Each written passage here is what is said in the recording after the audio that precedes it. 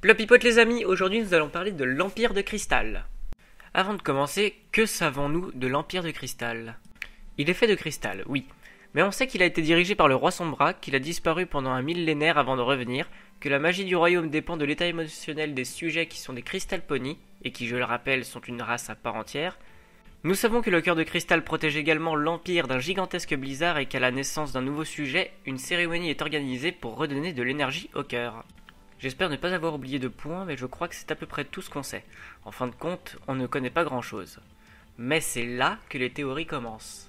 La théorie que je vais citer s'appuie sur le Askblog Discordly Conduct que j'ai découvert il y a un bon moment grâce à Monochrome Script. Le lien est dans la description. Cette théorie mettra en scène un grand méchant, je vous laisse deviner lequel. Qui est ce grand méchant? It's Pikachu! C'est Chrysalis.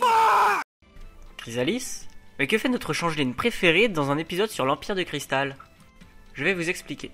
La théorie s'appuie sur le fait que Chrysalis fut un jour une alicorne qui a bu un jour un poison d'amour, ce qui a causé la perte d'un royaume tout entier.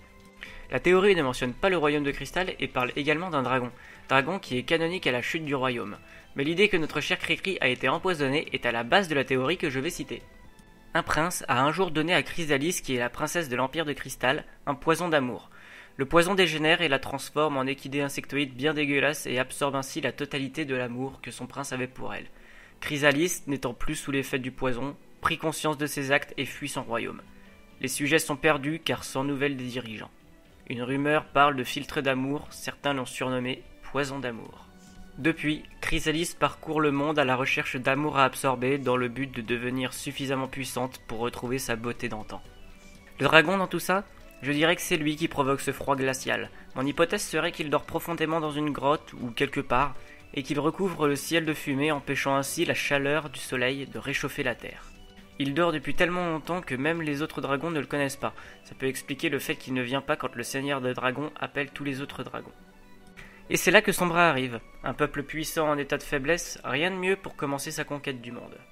Vous connaissez la suite. Il se fait détrôner par Celestia et Luna, mais avant d'être banni, il lance un sort qui fait disparaître l'Empire de Cristal tout entier dans les airs. L'Empire de Cristal a disparu pendant un millénaire et finit par refaire surface. Mais où était-il?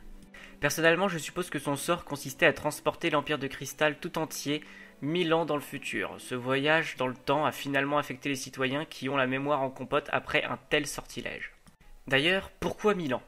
Peut-être que je m'y intéresserai plus tard pour une prochaine vidéo. Ou alors, il aurait emmené l'Empire de Cristal avec lui. Mais si c'était le cas, il serait arrivé avant Cadence et Shining Armor à l'Empire.